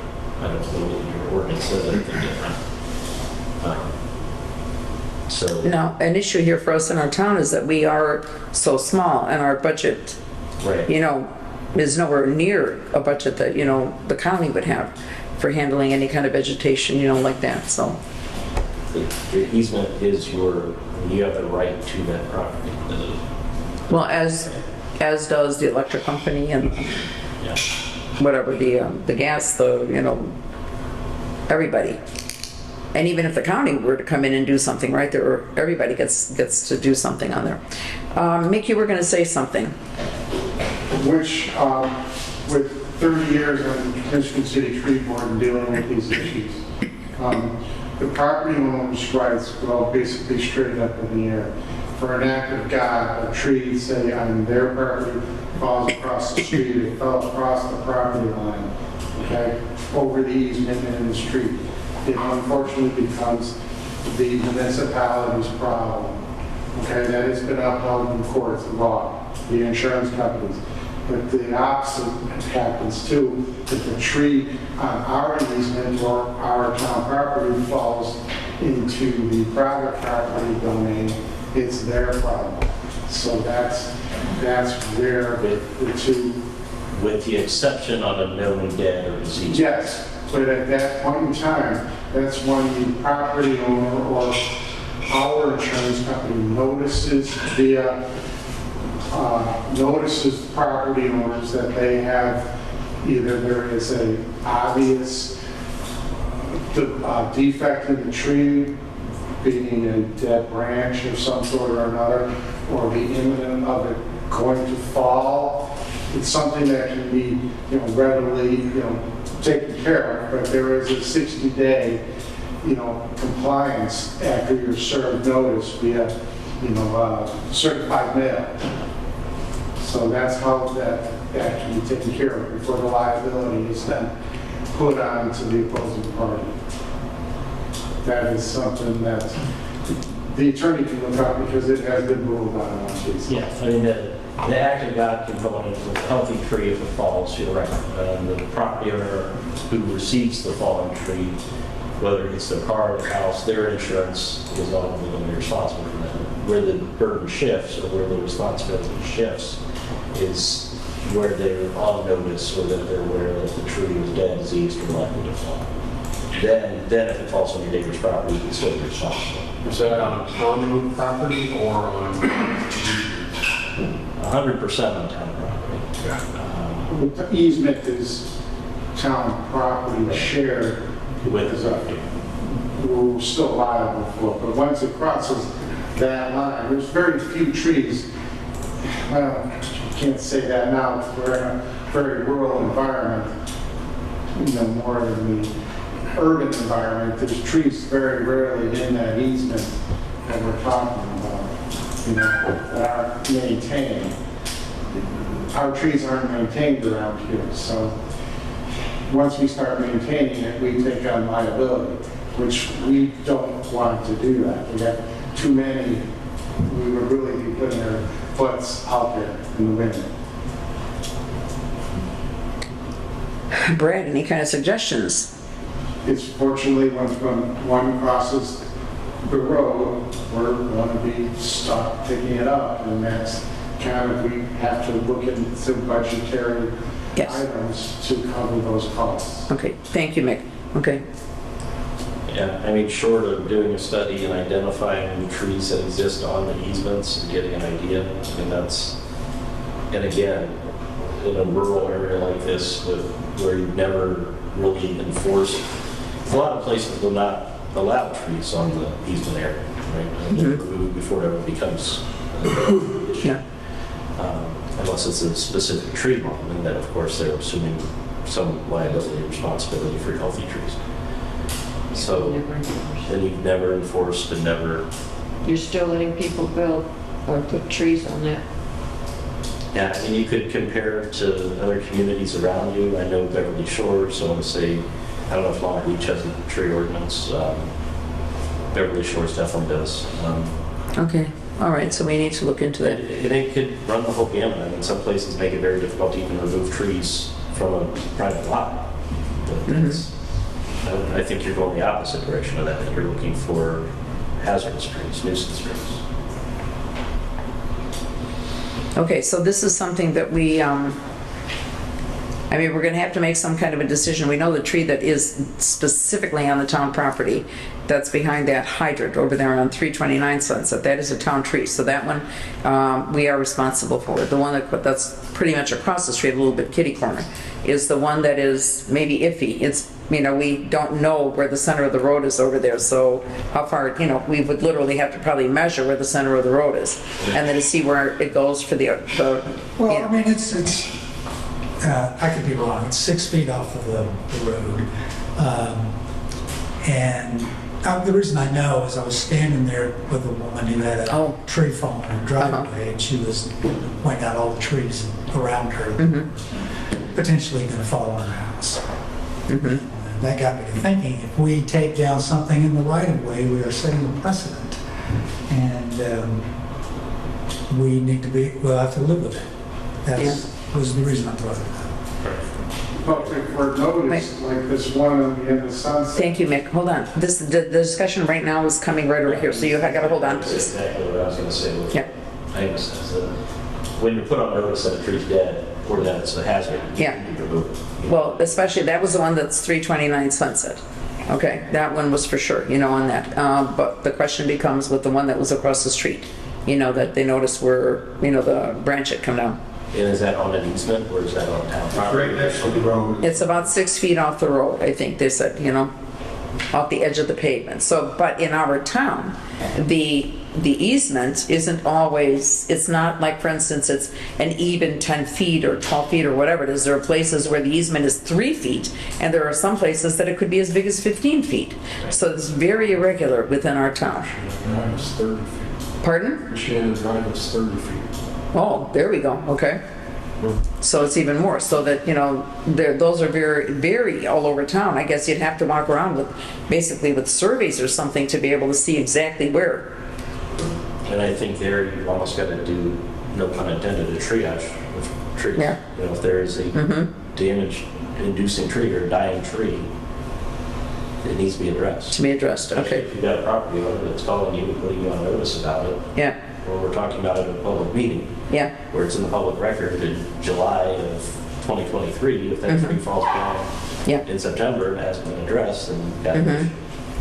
right. Well, the one that's 329 is the one definitely. Now, the one that was across the street, you know, wasn't that same kind of a discussion. It was just the tree is, they think that the tree is not doing well. But I mean, is that a formal, none of us has assessed it. We didn't hire anybody to assess it, to tell us that it was in bad shape.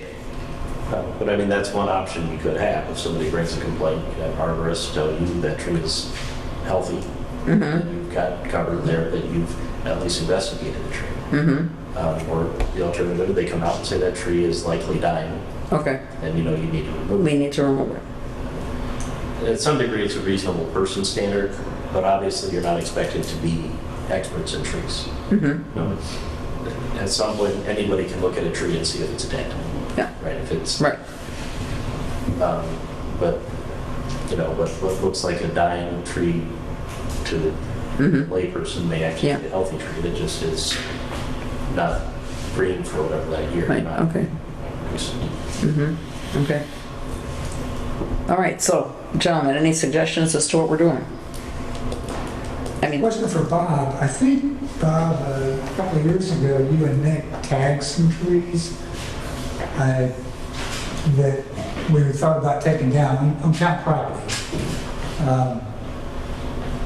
Are those still tagged? I see a couple of markers here and there. I think both of them have been removed. Okay. I can think of one that's, but those were specifically on town-owned lots. Those are not any kind of trees that were like, That's the one on Hiawatha that's been in over the street. right, I got a big one on Brookside. in the middle of the street. And it's not exactly on the right of way, but the town owns the lot the tree comes from. Right, right. Oh, yeah, well, no, obviously those are ours. But, I know there's another tree that's near Parkside and Pontchartrain, but I'm not sure whether that's actually on private property or town property. So, I looked at that too. uh-huh, I didn't think it was dead, but okay. Well, just the trees maybe, and maybe those branches need to be And trimmed. That's the key, is whether it's dead or dying. I mean, just because a tree is growing over or leaning over isn't necessarily cause. And that's where you gotta be careful if you start maintaining things like that, opening the door for the expectations. So I like the Yeah. idea that if there's a tree that is controversial, we need to have an arborist determine its viability first before we Do unless anything we else? want to take it down. Okay, yeah. Yeah, I mean, if it's split from a storm and you can tell it's dead, that's all right. You don't We don't need to hire somebody for that. You Yeah. can tell the limbs are dead. Right. Okay. So then what you're saying then, I guess, when he said don't want to set precedents for that, I mean, Bob went out there and marked all these trees, right? Took them down. We're never going to be 100% accurate on finding those trees, but I'd rather be proactive and hit X many percent, not hit any at all. Yeah. It's kind of, And and just, Yeah, we'll make, come yeah, I mean, I'd rather make it known on record that we're making an effort to take some trees down. And, we're a small town, so we don't have the resources to take them all down. But that's just my feedback on that item. Okay. All right, Mick, you wanted to add something?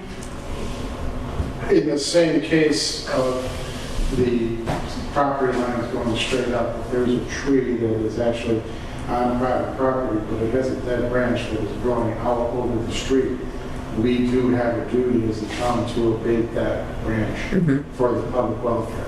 Okay?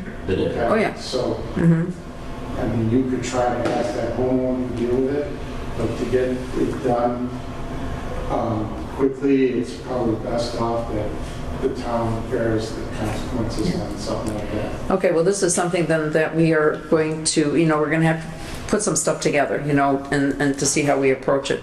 And I think we'll have to have, some kind of an assessment, of the trees. And maybe we'll have to decide on how we, proceed on doing that. I know we do have to take that one tree down for sure.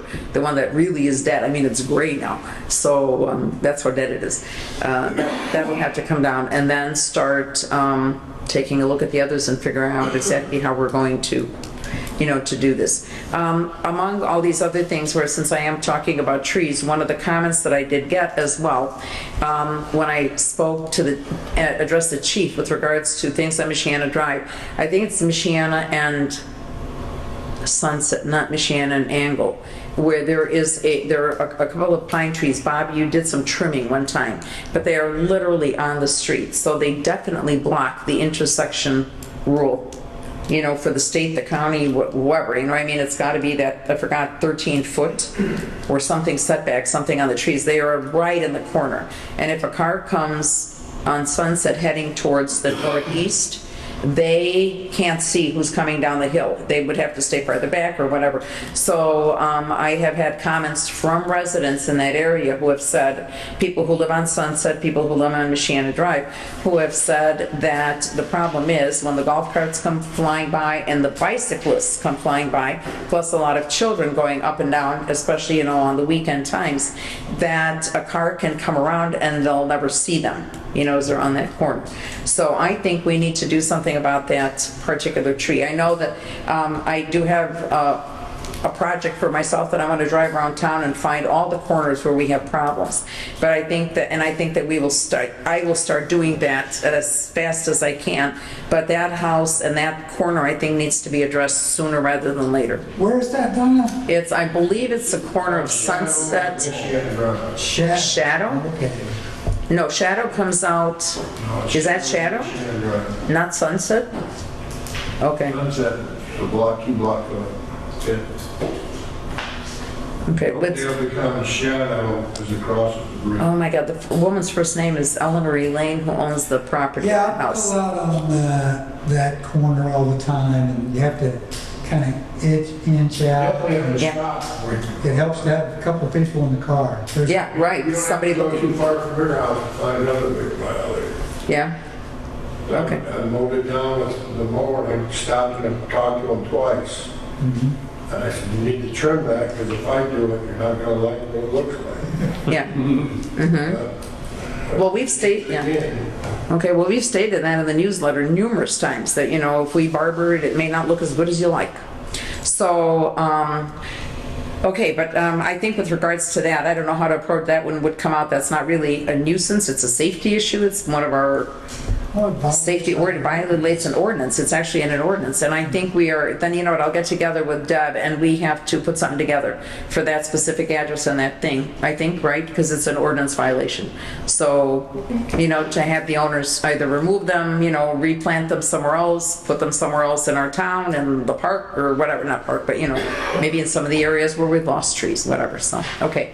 At least that's my suggestion for that. Okay, let's move on. Thank you on the trees. Okay, this is an issue that came up as well in various conversations and things that took place in the last couple of years. One of them concerns where people have made parking areas and paved areas at their homes, either increased a patio and stuff like this, that we were never permitting through the Plan Commission or through the building, you know, commissioner in the past. And the problem came up that we discovered several different places where actual septic systems were partially covered, if not entirely covered, with a concrete slab that someone had put on without even thinking about the fact that there's a septic system under. And one of those that we found was where the, you know, septic company came in and they actually had to slice through the driveway in a couple of places in order to access that.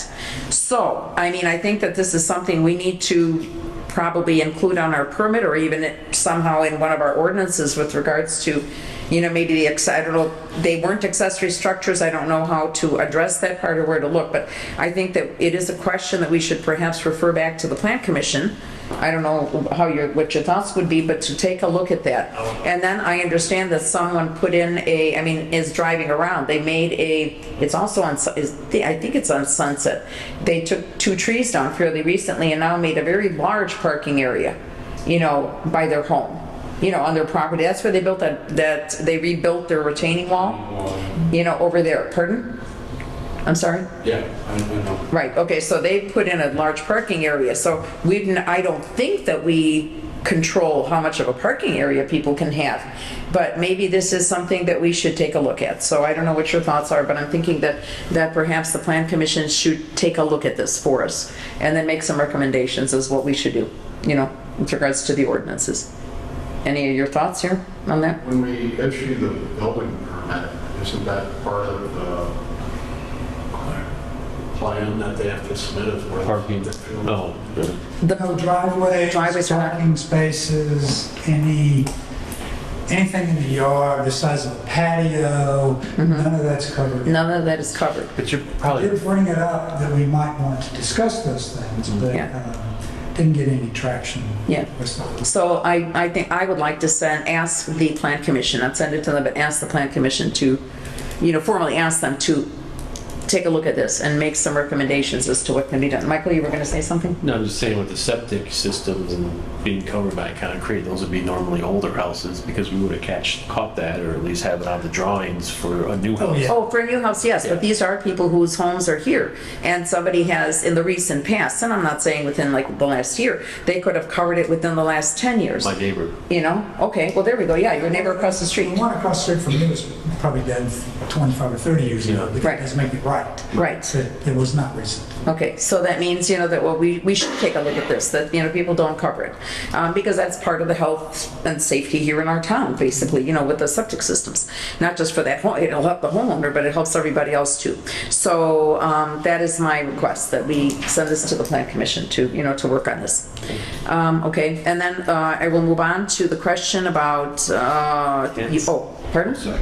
I'm sorry, were you going to say something else? No, I was going to talk about the tents. Oh, okay. The question about the homeowner at 501 El Portal has a garage, or garages, I believe, garage spaces that are facing the south side. And that's on property that is, you know, between the town garage and the homeowner's property at the 501 El Portal. it's not their property, but they need to use it and maybe make some changes in order to be able to get into their house. So the question comes to me, how do we handle this? Is this a right-of-way that they might request from the town to be able to access those? The house has been in place for a long time already. That was the old firehouse, right? So right across from. 501, yeah, pretty much. It's the old firehouse, I think, isn't it? The farmhouse just was sold, right? Yes. So if you look at the maps, there is an alleyway going through the Right. commercial court. It's supposed to go straight behind it. Uh-huh. So there is really two roads there. But I think that they need to be able to, the house is on Chippewa, but the drive is on the other side.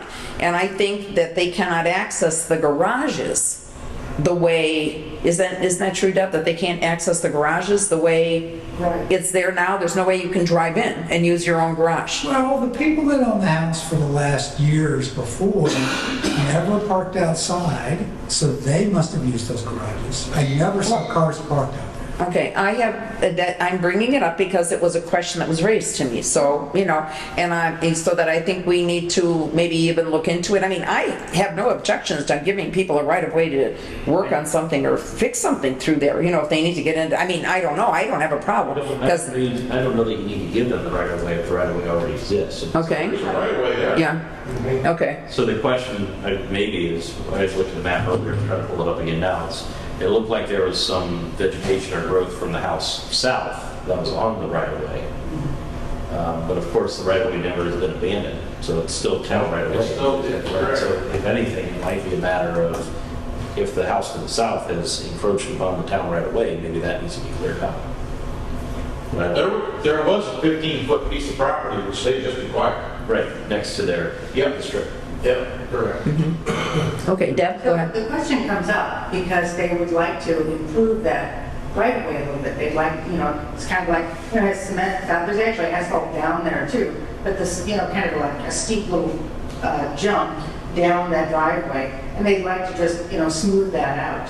But they would take that upon themselves to smooth it out? Oh, yeah, they would take care of that. And then the other house to the south also uses it. They have a garage door back behind there, and they go down that little alleyway and go into their garage as well.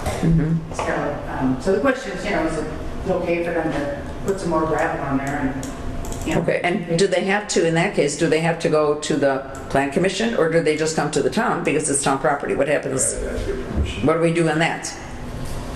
The town can give it permission, because they're not giving a permit to build it, you're just giving permission to do something under easement, under right of way. All right. They're offering to improve the town. Okay, all right.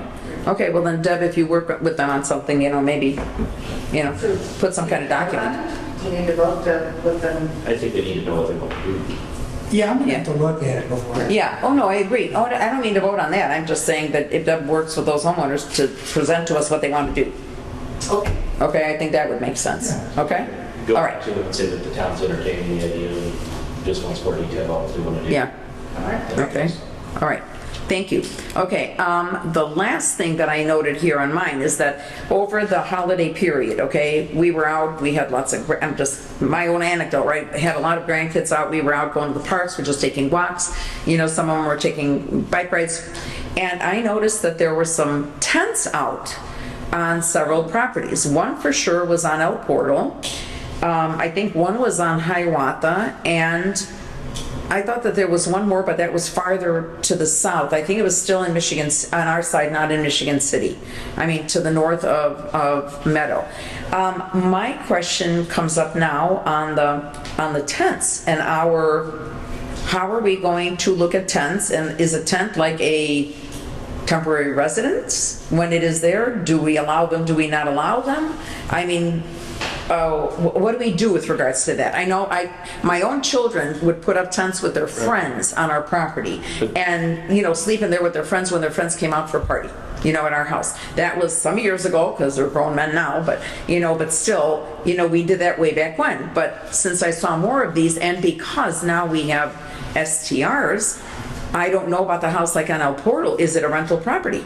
And if so, are those people bringing in more than the house can actually hold? What happens? What do we do with that? Joan, you wanted to ask a question, because doesn't it say in the new nuisance ordinance that they cannot put up tents if they're an STR? Well, I don't recall. I don't recall that. It's always been in the short-term rental ordinance. Right. A maximum number of Not people. intends up to expand the number of people. Okay, yeah, okay. When it's a short-term, it's always been. Okay, but, okay, so that's a short-term rental, but what happens then if it's not a short-term rental? And what do we do? Well, short-term rentals are also owned by people who sometimes use their houses themselves. Take just a regular residence. Uh-huh, As a resident, I would say, you can't tell me I can't put a Right. tent up in my mhm, yeah, There's no way. I mean, Yeah. I would Right. be mad on that. Because it could be grandkids. Right. well, that's right, like I said, my own It children could did be that my in ours. brother. It doesn't matter. Yeah, okay. There's nothing in our ordinance to say you can't put Okay. a tent in your yard. But I did because I saw them, like I'm asking, I don't know, is the house on El Portal, for instance, when I drove by, I think it was in the 200 block of El Portal, is that an STR? No. It is not, okay? But we don't know if they're renting it or whatever it is, and, but I just, because I drove past it a couple times and walked past it a couple times, I'm thinking, oh, is this okay or isn't it, so, and then I couldn't remember all of our things, so I just wanted to find out and figure out, and what do? Do you approach the homeowner, is it you here, this weekend, using the tent, or is it an STR, is it being rented? Well, I think in my case, the people that were using the cabin this past week, Yeah, they were family. okay, And Deb did the right thing and popped me a note and say, hey, look, there's tents back there. Okay. And, yeah, it's confusing because it was not being used as a short-term rental. It Yeah. was family staying there. Yeah. And they had tents. So that's a question that's going to come up a few Yeah. times a year. yeah, so something to think about on how, I don't even know how you could follow that, but, Well, there's a anyway. difference between grandkids or kids using them and having adults use them. No, of course there is, yeah, but we're not gonna go into, well, that's true, but I mean, the big thing would be, are people renting the cottage out and then adding additional guests, or you could pitch a tent if you have more people coming, because they only said no more than 10 in the building, or something.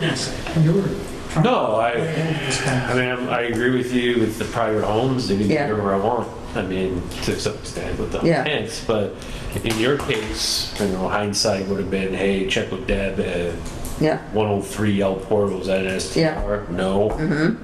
yeah, yeah, Hopefully, Then they're yeah, if they probably- are an STR, then we know what to do then with we it. know what to do with it, yeah, and see what's going on, Yeah. okay.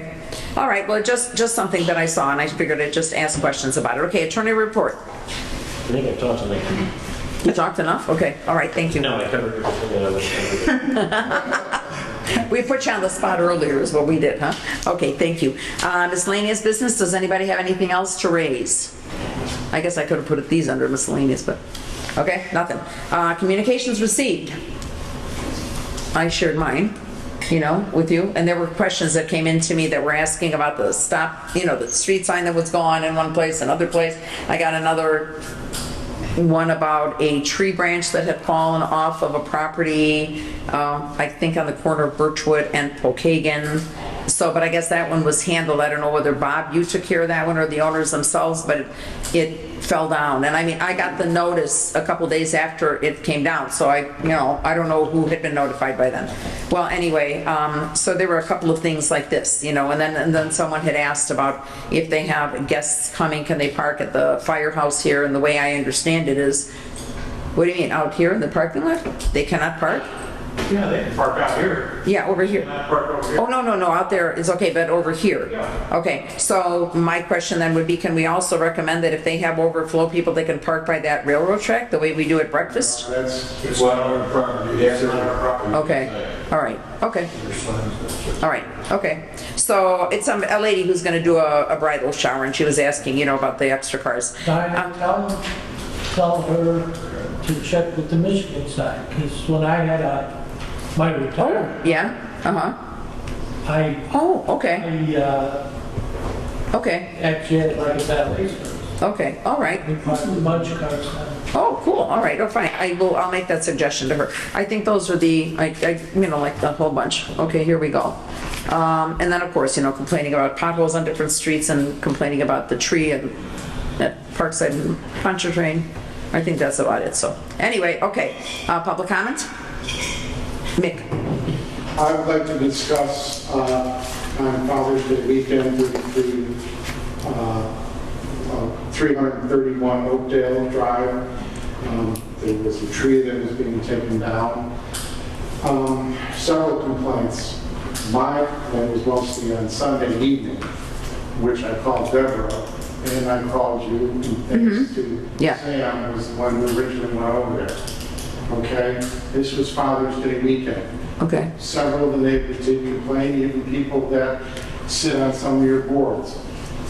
The fly-by-night tree farm using profanity all weekend long, and this was a family weekend, okay?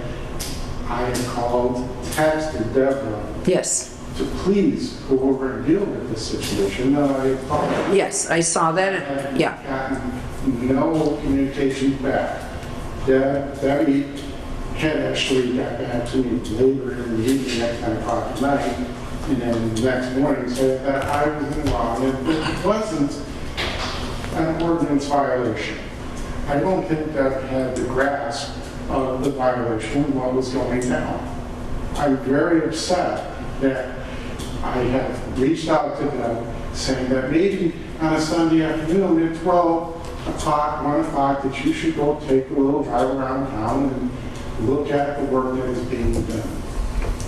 I don't understand why this wasn't taken a little bit more literal, and I had to go down the chain so far to get somebody to do something about it. Okay, Mick, you did get a response. You got a response from 2 people. You only didn't get a response from me immediately. No, okay, but Deb did get back to you, and Sam did, right? Okay. Mick, we do have a noise ordinance that's in place that allows people to do things, including gardening and stuff like that. That's fine, but you have it specifically says no contractor work on Sundays. Please. You can't cut trees down. Okay, so then we have to be specifically, pardon? I could see a scenario if a tree was damaged and fallen, okay. and to get somebody out. Okay. But you just can't schedule a tree to be cut down on Sunday. That's okay. Well then, Deb, did you talk to the owners at all on that day? No. No. Okay. All right. Okay. Oh, Sam actually did. You don't have to slam Mick. Just a minute, please. Just a minute. Go ahead, Sam. So Mick notified me, so I got the car and over there. Okay. And it was just around 7 o'clock. Now, I think there's a bigger issue about the noise ordinance and making sure it's very clear on who can do what when. We need to just really make it simple. Okay. But at any rate, so I go there, and I went to the door first before I went and talked to the contractor, and there was no answer. It looked like someone was there, but there was no answer. So then I walked into the back, and the guy became confrontational immediately, and I said, look, you can't work on Sunday evenings, and it was after 7 at that point. Mm-hmm. And he claimed it was a danger to the home and could have fallen and hurt people and all that. He said, do you want that? What's your name? Blah, blah, blah. And so I walked back there, and the tree they had topped it pretty far. It was a big oak tree, a big tree of some sort. And it had split like maybe 25 feet up in the air, and they were about maybe 10 feet above that. So the tree, if the tree was going to fall, the top of it would have fallen as a result of the split in the trunk. I made the decision based on my knowledge of it wasn't going to just miraculously split and fall. Yeah. And it was a sturdy looking tree. So unless there was a huge gust of wind or something that took it. But at any rate, so as I was leaving, the homeowner pulled in, and as she was entering, I asked her if she was the homeowner. She said yes.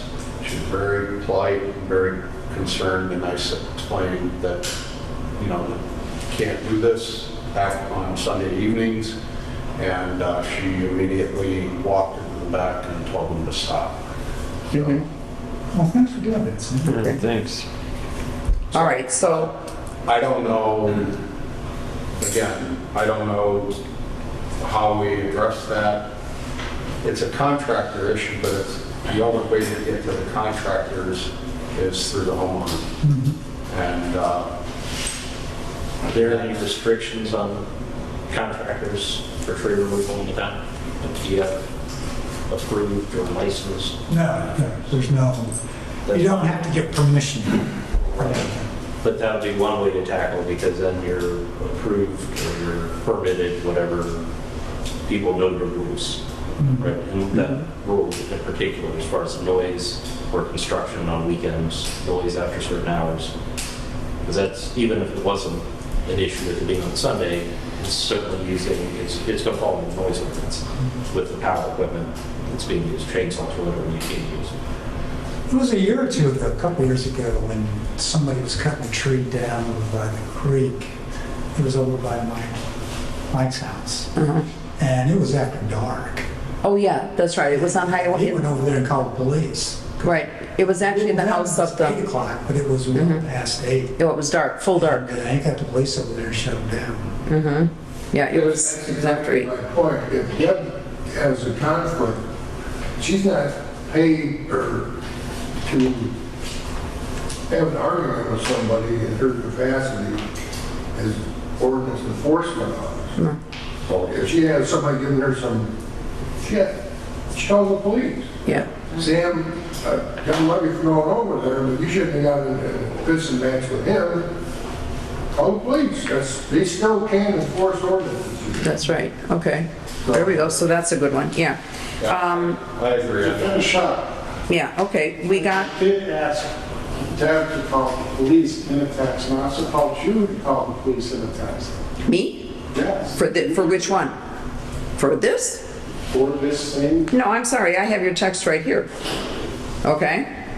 And if you like, I will read them out loud. Okay? And it says, Dinah, I'm notifying you that that tree is being worked on at 6:30 Sunday, Father's Day, at the corner of Oakdale and Oakland. Where is Deb? That was at 6:40. I received a second text from you at 6:55, and it said Father Day night, and I have to listen to a chainsaw and guys screaming at 7 p.m.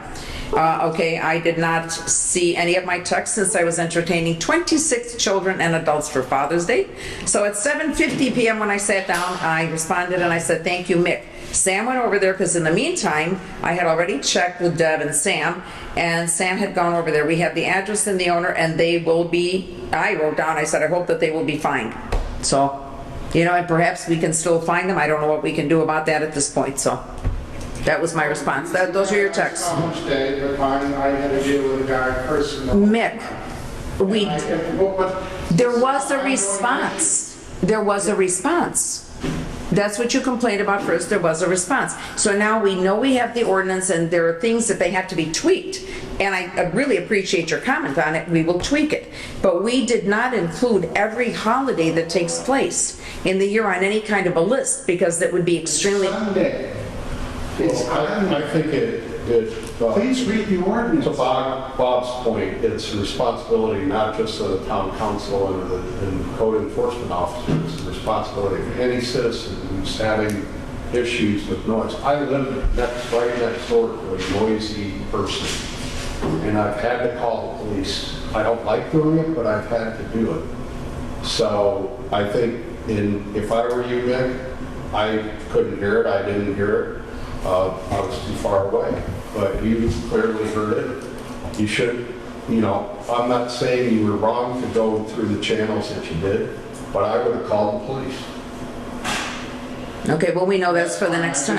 Like you said, I went through the Yeah. channels, and I don't think the channels were able to resolve the situation. And I got a text from Deborah that I didn't know what I was talking about. I strictly read the ordinance and what it said. Okay.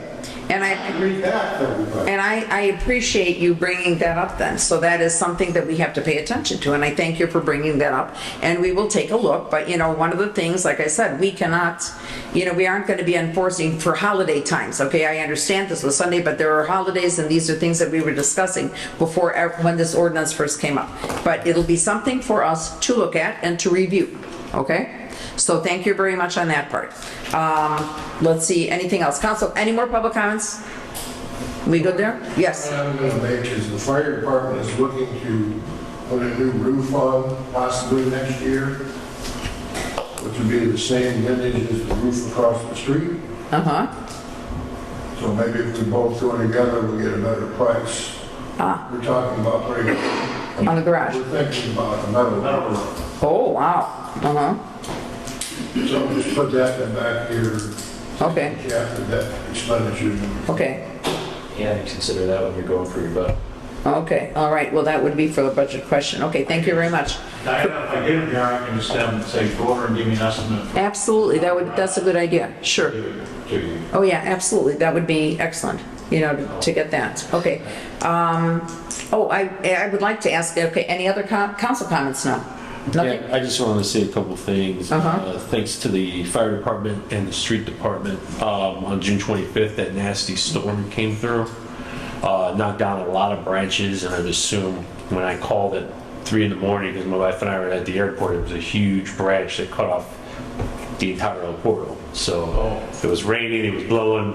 I was a little late for the airport, but I was the one who made the call. I just want to say thank you, because everyone else is asleep when you guys are out there kind of clean up before, it gets busy on a weekend. So thank you for that. In terms of a council, I will not be present next month. So I know we have a big STR second reading. So I just want to make sure that that's known. But Okay, all hopefully I right. have Well, the rest of us here will. to vote. The rest of us, Push okay. that through, because I Okay. have no comments on anything Okay. like that. So Okay. it's scheduling. All right.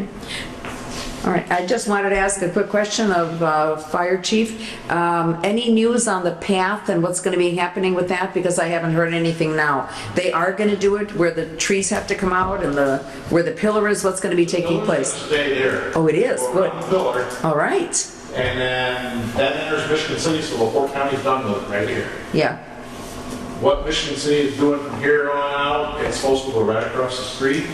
It's supposed to go down all the way to Cartwright, from what I understand. But then I was told by the person from Michigan City that's heading it up, he said, they don't have any more room down at Cartwright across the road. So I don't know where. okay. Well, I was just wondering about us, in our little strip there, what's happening at the firehouse? Nothing? Okay, When they're planning on doing it. all right. I know they've acquired all the property supposedly. Uh-huh. And we have permission to run, I'm gonna trench that and put electrical outlet out there for it and water. So Sam doesn't have to haul water out there. Okay, all right, So, cool. and they said we can do that 2 foot down, so. Okay, all right, well, that was, When it's gonna start, And the path that's going to be on the north side of Old Grand Beach Road? yes. okay. I mean, if you think of the money that's gonna be put in along this for the wetlands, well, but then you just can't build wetlands anymore. So I don't know. I mean, you saw it go past Friendship Gardens. Yeah, And, where it's going down this way, yeah, I okay. just know, I've seen the plans on this one, but that's a lot of low area there. It is. How many millions they can put into that? I don't know. Anyway, okay, well, thank you very much. Just thought I'd ask. If there's nothing else, I'll ask for a motion to adjourn. Motion to adjourn at 9:03. 9:03. Thank you very much, everyone. Long meeting today.